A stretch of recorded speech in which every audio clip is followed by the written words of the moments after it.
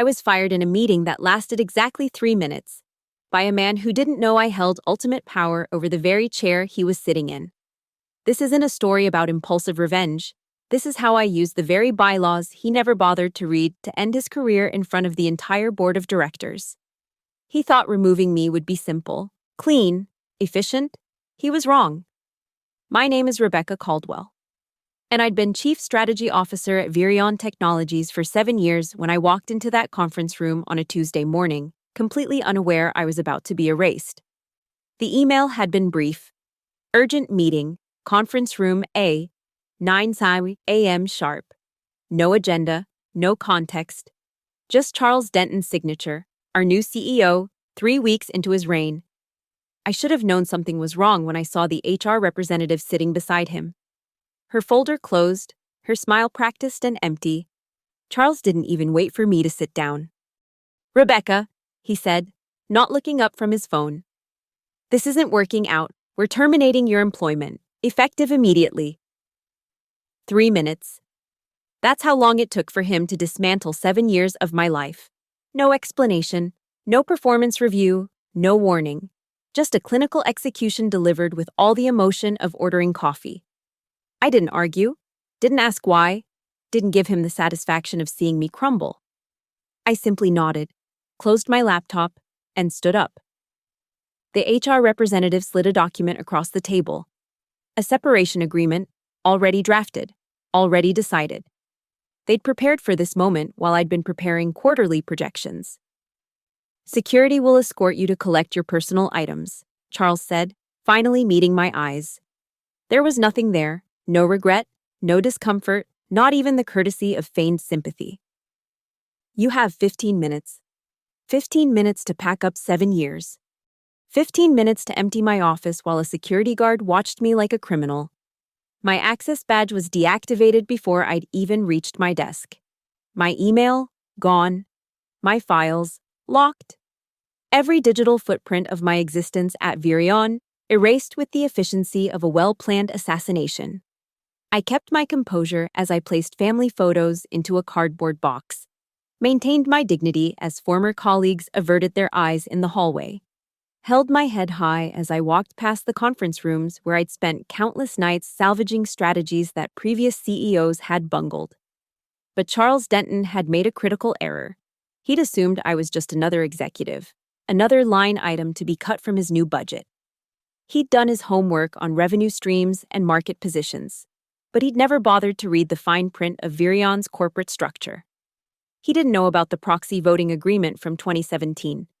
He didn't know that during the merger that had saved Virion from bankruptcy, I'd been granted temporary voting rights for 92.1% of board shares, a technical necessity at the time to push through critical decisions when several board members were unreachable.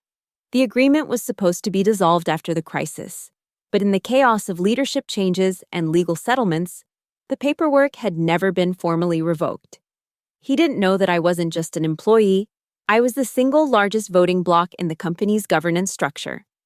As I carried my box through the lobby, past the gleaming Virion logo I'd helped design, I felt the weight of the office key in my pocket, not my office key, which they'd already confiscated, but the key to my safe deposit box downtown.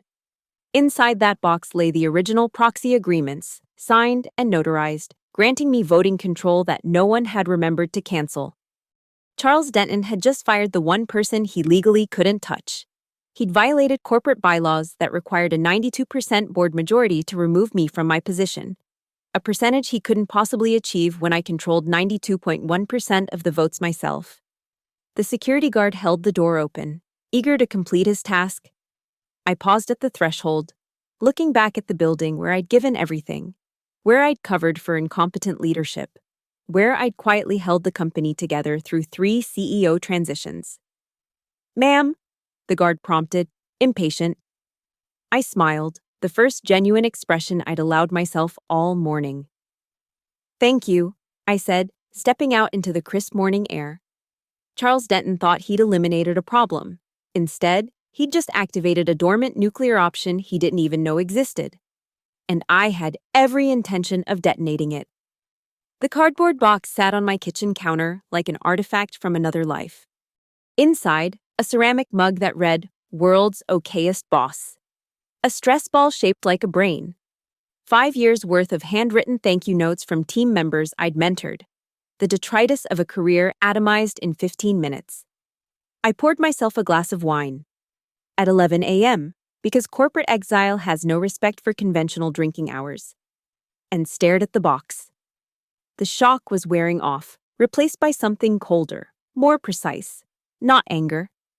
Anger was messy, reactive. This was different. This was the sensation of tectonic plates shifting before an earthquake. My phone buzzed. Former colleagues, word traveling fast. "OMG, Rebecca, what happened? Is it true? This is insane." I turned it face down. Their sympathy was genuine, but useless. They didn't understand the game being played. I walked to my home office, to the filing cabinet I'd always been too paranoid to digitize. Third drawer down, behind tax returns and insurance policies, a manila folder marked Virion 2017 Restructuring. My hands were steady as I pulled it out. The paper was crisp despite its age, the legal language dense but familiar. I'd read it dozens of times during those chaotic months when Virion teetered on the edge of bankruptcy. Page after page of provisions, amendments, and emergency protocols. And there, on page 47, the clause that Charles Denton's due diligence had missed. The temporary proxy voting rights granted to Rebecca Caldwell, representing 92.1% of total board voting shares, shall remain in effect until formally dissolved by unanimous consent of all original signatory parties or by a vote exceeding 92% of board shares. The beautiful catch-22. I couldn't vote to dissolve my own voting rights. And without my consent, they couldn't reach the 92% threshold needed to override me. A legal Mobius strip that had been hiding in plain sight for 7 years. But temporary proxy rights were just paper without enforcement. I needed to understand exactly what Charles had violated, needed to forensically dissect the corporate bylaws he'd so carelessly ignored. I pulled up Virion's governance documents on my personal laptop. Thank God I'd maintained copies of everything. Section 14.3. Termination of C-suite executives requires approval by vote of no less than 92% of board shares. Section 14.7. Any termination conducted without requisite board approval shall be considered null and void, with full reinstatement and compensation required. I laughed, a sharp, crystalline sound in my empty house. Charles had handed me a loaded weapon and painted a target on his own forehead. But I wouldn't fire immediately. Rushing to court with a gotcha lawsuit would be satisfying, but shallow. That was the kind of move Charles would expect, the kind he could spin to the board as a disgruntled employee's tantrum. No. I needed to understand why he'd moved against me so decisively. What game he thought he was playing. I opened my secure email, the one Virion IT didn't know about, and began typing. Not to lawyers, not yet. To the board members I'd kept warm relationships with over the years. Casual check-ins. Hope you're well.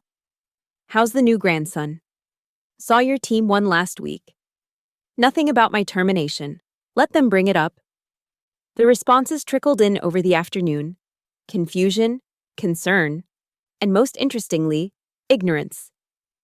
Shocked to hear the news, wrote Margaret Chen, our longest-serving board member. Charles called an emergency executive session yesterday.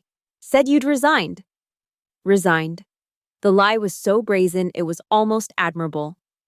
By evening, I'd assembled a preliminary picture. Charles had held a closed-door meeting, presented my termination as a resignation, and rushed it through without formal board vote. He'd counted on his 3 weeks of glad handing and promises of aggressive growth to carry the day. He'd probably even convinced himself it was legal. CEOs often confuse their power to act with the right to act. I closed my laptop and walked to my window, looking out at the city lights. Somewhere out there. Charles Denton was probably celebrating, thinking he'd consolidated power by removing a potential rival. He had no idea he'd just committed corporate suicide. The only question was whether he'd realize it before I pulled the trigger. The next 3 days, I became a student again. Not of strategy or markets, but of corporate law. Specifically, the intricate web of bylaws that governed Virion Technologies. I spread documents across my dining table like a general planning an invasion, highlighting passages, cross-referencing clauses, mapping the architecture of my counterattack. What emerged was breathtaking in its simplicity. The 2017 proxy agreement hadn't been some temporary band-aid. It had been designed as a safeguard against exactly this kind of executive overreach. The board members who'd signed it were protecting themselves against future hostile takeovers or rogue CEOs. They'd made me their insurance policy, and then they'd forgotten about it. I found 17 distinct violations in Charles's termination process. Failure to convene a proper board vote, misrepresentation of termination as resignation, breach of executive contract provisions. Each infraction was another nail I could hammer into his professional coffin. But the crown jewel was Section 23.1. Any executive found to have knowingly violated governance protocols shall be subject to immediate review and potential termination by simple majority vote. Charles needed 92% to fire me. I needed only 51% to destroy him, and I controlled 92.1%. The irony was exquisite. On day 4, I made my first move. Not a dramatic gesture, but a quiet inquiry to Virion's corporate secretary, a meticulous woman named Sandra who'd been with the company since its founding. Sandra, it's Rebecca. I'm reviewing some old documents for personal records. Could you confirm if the 2017 proxy voting agreement was ever formally dissolved? The pause on the other end told me everything. Rebecca, let me check the records. 2 hours later, she called back. Her voice was carefully neutral, but I could hear the undercurrent of realization. There's no dissolution on file. The agreement appears to still be active. Interesting, I said. Could you send me a certified copy of the current bylaws and voting records for my files? Of course. Another pause. Rebecca, does Charles know about? Thank you, Sandra. I appreciate your diligence. The documents arrived by courier that afternoon. I spent the evening building my case like a prosecutor preparing for trial. But I wasn't planning to go to court. That would be too clean, too distant. I wanted Charles to feel the ground shift beneath him the same way I'd felt it in that conference room. My phone rang at 9 p.m. Margaret Winters, the board's lead independent director. Rebecca, I've been thinking about your departure. Something feels wrong. Oh? I kept my voice neutral, innocent. Charles showed us a resignation letter, but Joyce from HR mentioned something about security escorting you out. Resignations don't usually involve security. I let the silence stretch before responding. Margaret, have you ever known me to resign from anything? No, she said slowly. No, I haven't. I was terminated. 3-minute meeting, no cause given, no board vote taken. I could hear her sharp intake of breath. That's not possible, Charles said. Charles said a lot of things, I'm sure. Did he mention the proxy voting agreement from 2017? The silence this time was deafening. The one that requires 92% board approval for C-suite terminations? I continued. The one that's still active? Jesus Christ! Margaret's composure cracked. He doesn't know, does he? I suspect not. Rebecca, this could destroy him. The liability alone. Yes, I said simply. It could. I hung up and returned to my documents. By my count, Margaret would call at least 3 other board members tonight. By tomorrow morning, Charles's support would begin eroding like a sandcastle at high tide. But I wasn't done mapping the battlefield. Tomorrow, I'd begin gathering intelligence on why Charles had moved against me. Every CEO had an agenda. Charles's had cost him my presence in the building. Now it would cost him everything else. The real work began at dawn. Not in courtrooms or boardrooms, but in the quiet conversations that shape corporate reality. I had a week's worth of unreturned calls from colleagues, concerned, curious, confused. Now I returned them selectively, strategically. Tom, I said to our CFO, a man who'd survived 4 regime changes by being aggressively neutral. I heard Charles brought in some new consultants last week. McKenna Advisory, he confirmed, his voice guarded. Strategic transformation specialists. Rebecca, I'm sorry about. What's their scope? A pause. Tom calculating the politics of answering. Full operational review. Charles wants to reimagine our market position. Expensive? 7 figures. Minimum. I thanked him and moved on. Sarah from marketing was next, then James from operations. Each conversation carefully calibrated, not complaints or accusations, just curiosity from a former colleague catching up. By noon, I'd assembled a mosaic of Charles's first month. Aggressive cost-cutting in R&D, lavish spending on consultants, and most interestingly, the rapid promotion of Natalie Cross to fill my position. Natalie Cross? I pulled up her LinkedIn profile. Previous role, senior consultant at McKenna Advisory. The same firm now billing Virion 7 figures. The pattern was emerging, but I needed more. That afternoon, I met David Park for coffee. David served on 3 boards including Virion's, and more importantly, he gossiped like a Victorian socialite. Terrible business with Charles, he said, stirring his espresso. Though between us, I'm not surprised. He was quite vocal about dead weight in senior leadership. Was he? I kept my tone light, interested but not eager. Oh yes, particularly about executives who'd been here too long. Said Virion needed fresh blood, new perspectives. David leaned forward conspiratorially. He even had a list. A list? Of course he did. Anyone else on this list find themselves departing? Well, Michael from legal announced his retirement last week, very sudden. And Linda from R&D is apparently exploring other opportunities. 3 senior executives in a month, all with deep institutional knowledge, all replaced by external hires with connections to Charles's network. It wasn't just a power play, it was a systematic purge designed to eliminate anyone who might question his methods. That evening, I received an unexpected call. Joyce from HR, the woman who'd sat silently while Charles executed me. I shouldn't be calling you, she began. Then don't, I said. Just listen to yourself talk. A nervous laugh. I've been asked to prepare 3 more termination packages, all senior staff, all this week. Who? I can't. Joyce, he's dismantling the entire leadership team. You know this isn't right. Silence. Then, Robert from finance, Sandra from corporate, Alan from... Sandra, I interrupted. The corporate secretary, the keeper of records, the one person who knew about the proxy agreement. Thursday morning, same format as yours, quick and clean. I thanked Joyce and ended the call. Charles wasn't just consolidating power, he was eliminating witnesses. Sandra's termination would conveniently remove the one person who could easily verify my voting rights. But Charles had made a tactical error. He'd assumed I'd retreat quietly, lick my wounds, maybe pursue a wrongful termination suit he could settle out of court. He hadn't considered that I might be conducting my own investigation. I opened my laptop and began composing an email to Margaret Winters, not accusations or demands, just information. The consulting contracts. The convenient promotions, the systematic removal of long-term executives, data points that any diligent board member would find concerning.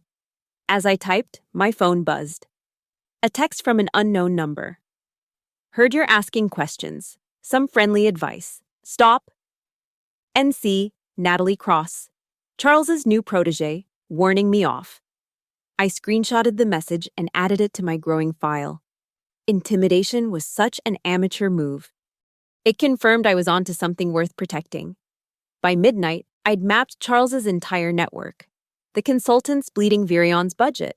The loyalists being installed in key positions. The systematic elimination of anyone who might resist. He thought he was building an empire. Instead, he'd provided me with everything I needed to prove he was unfit to lead.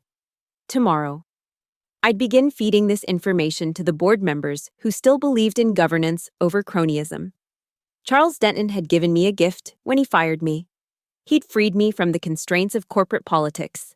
Now I could destroy him properly.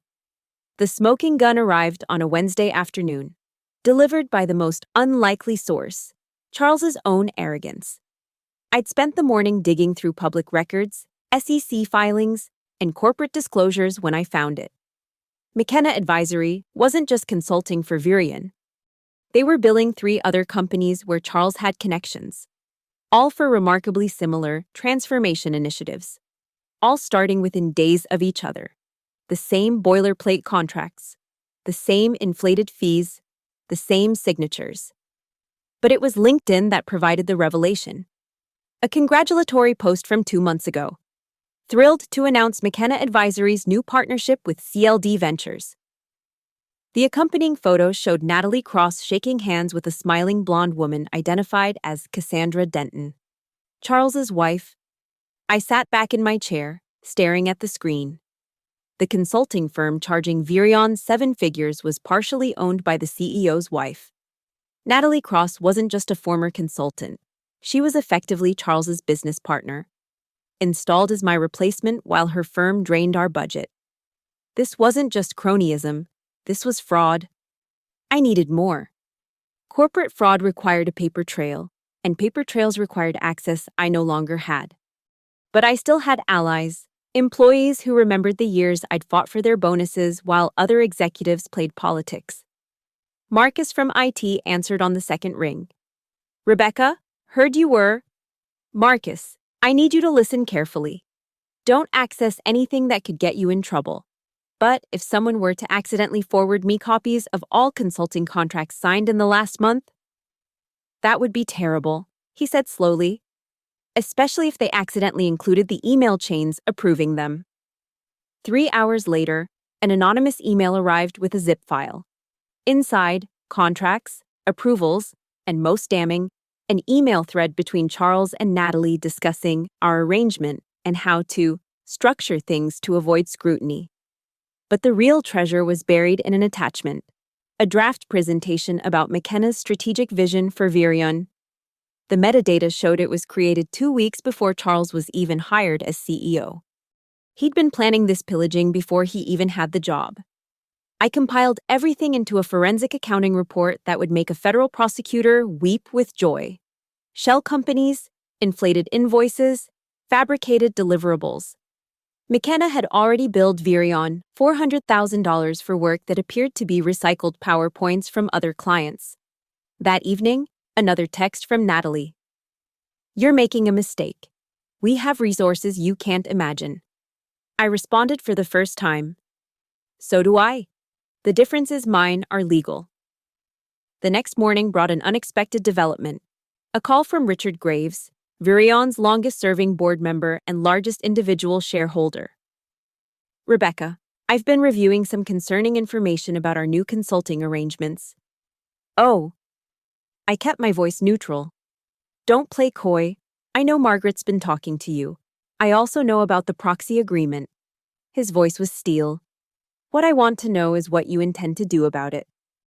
That depends on what the board intends to do about Charles. The man's been CEO for a month. The board won't move without cause. I have cause, documented, verified, legally actionable cause. Silence, then, send it to me. Everything.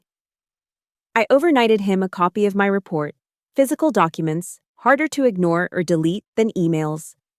Inside, I included a sticky note. This is just what I found in a week. Imagine what a forensic audit would uncover. While Richard digested the fraud, I pursued another lead. The harassment settlement Margaret had mentioned was harder to track. NDAs were designed to hide such things. But Charles had made another error. He'd used Virion funds for the settlement at his previous company, and corporate payments left traces. It took 2 days of digging through Delaware corporate filings, but I found it.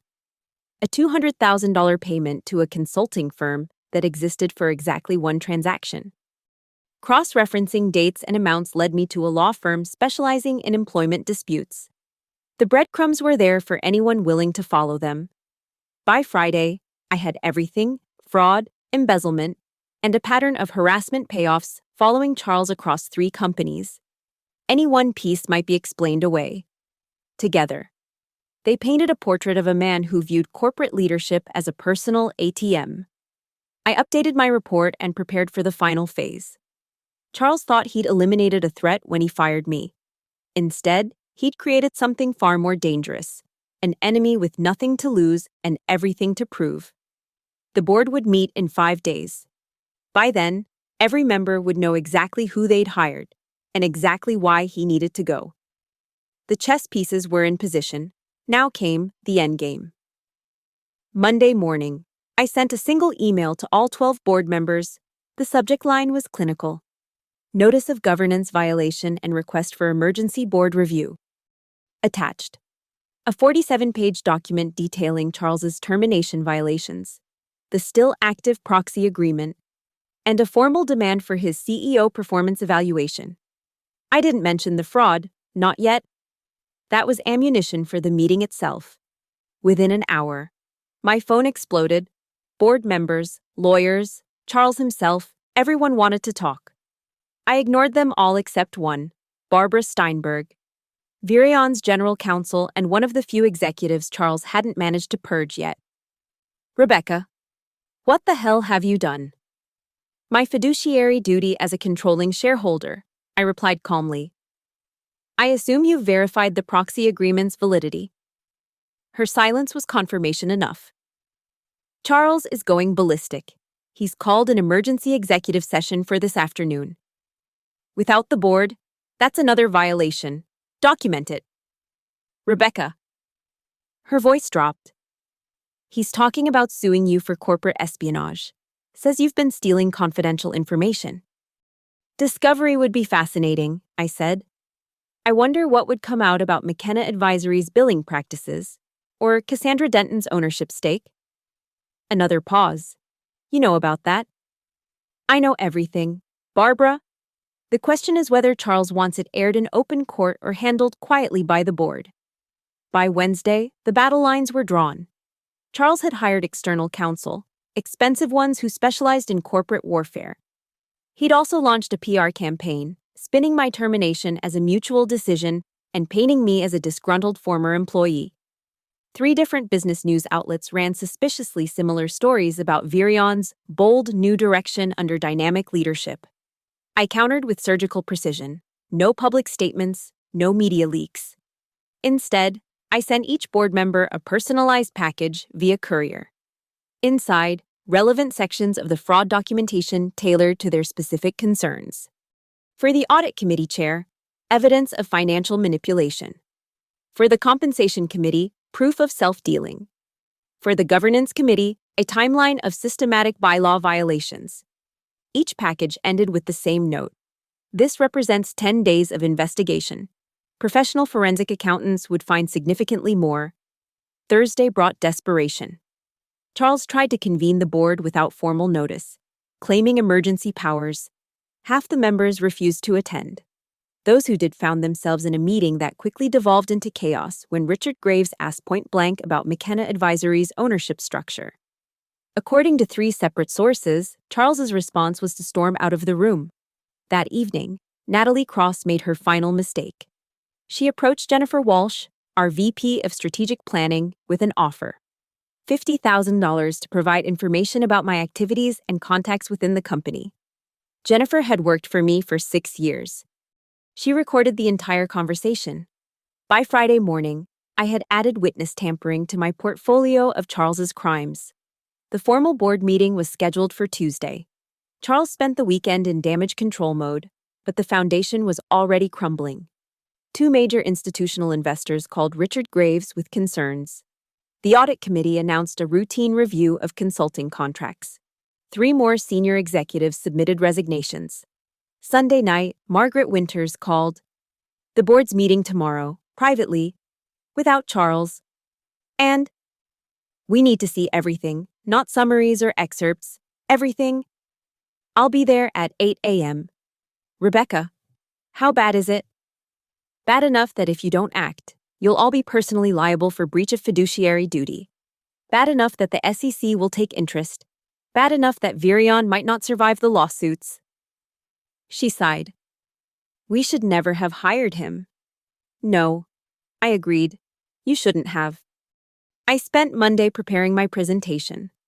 57 slides of meticulously documented evidence, financial fraud, conflict of interest, witness tampering, harassment patterns. Each slide was a nail in Charles Denton's professional coffin. At the bottom of my final slide, I added one line.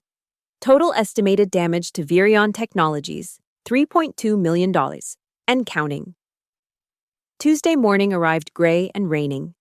Fitting weather for an execution. I dressed carefully, the same black suit I'd worn the day Charles fired me. Symmetry mattered in these things.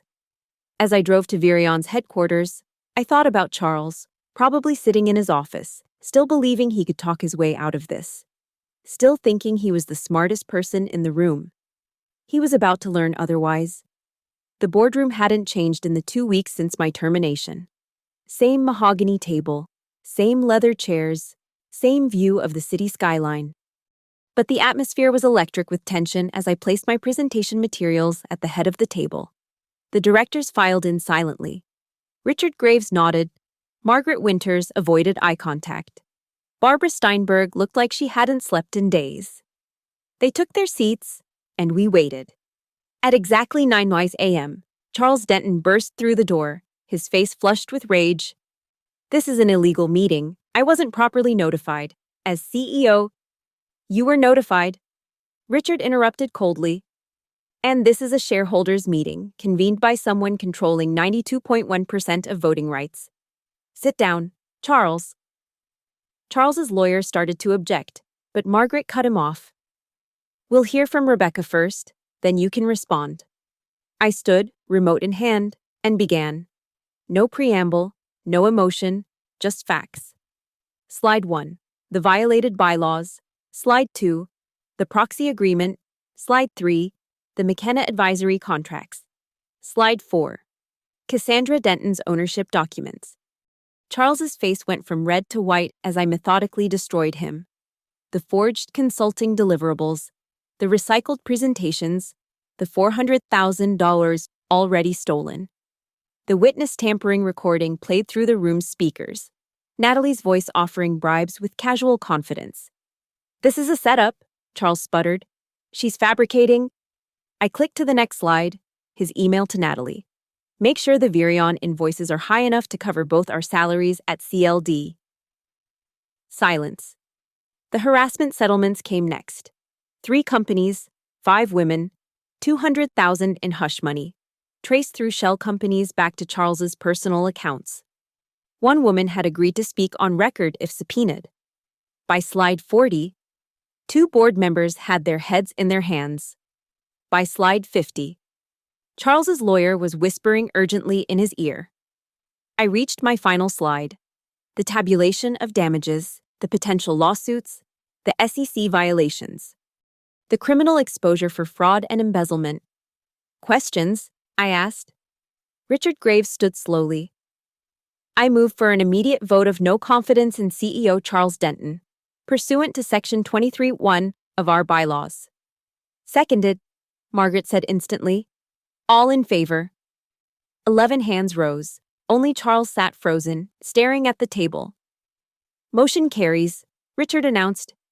Charles Denton, you are hereby terminated as CEO of Virion Technologies, effective immediately. Security will escort you from the building. Charles erupted. You can't do this. I'll sue every one of you. This is conspiracy, corporate sabotage. His lawyer grabbed his arm, trying to quiet him. But Charles shook him off. She planned this. She's been planning this since you illegally fired me, I asked quietly. Yes, I have. He lunged toward me, but security was already there, summoned by Barbara during my presentation. They grabbed his arms, professional and firm. As they dragged him toward the door, Charles screamed threats and obscenities, his carefully styled hair falling across his face, his designer suit wrinkled from struggle. The door closed. Silence settled over the room like snow. I gathered my materials methodically, placing each document back in my briefcase. The board members watched me, some with relief, others with something approaching fear. Rebecca, Margaret finally said, about your position. I'll expect full reinstatement within 24 hours, I said. Back pay for the 2 weeks, a formal apology to staff, and a forensic audit of all contracts signed during Charles's tenure. Of course, I snapped my briefcase closed. I'll also need a new office. Charles contaminated mine with his presence. As I walked to the door, Richard called out, Rebecca, the proxy agreement, we'll need to discuss. Yes, I said, turning back with a smile cold enough to frost glass. We will. I left them sitting in their expensive chairs, contemplating the price of their negligence. In the lobby, employees were gathering, whispering, watching security load Charles's belongings into a box, the same cardboard box they'd given me 2 weeks ago. I walked past them all, out into the morning sun, somewhere in the city. Charles Denton was realizing his career was over. Somewhere, Natalie Cross was probably shredding documents. Somewhere, Cassandra Denton was calling divorce lawyers. And I was going home to open a bottle of champagne worth more than Charles's stolen consulting fees. Because sometimes the best revenge isn't served cold. Sometimes it's served with perfect documentation and a PowerPoint presentation. Sometimes it's served in a boardroom. Thank you for listening to my story. I'd love to know where you're listening from. Drop a comment below and let's connect. If you enjoyed this tale of corporate justice, please subscribe to the channel and share your own thoughts or similar experiences. Your support means everything.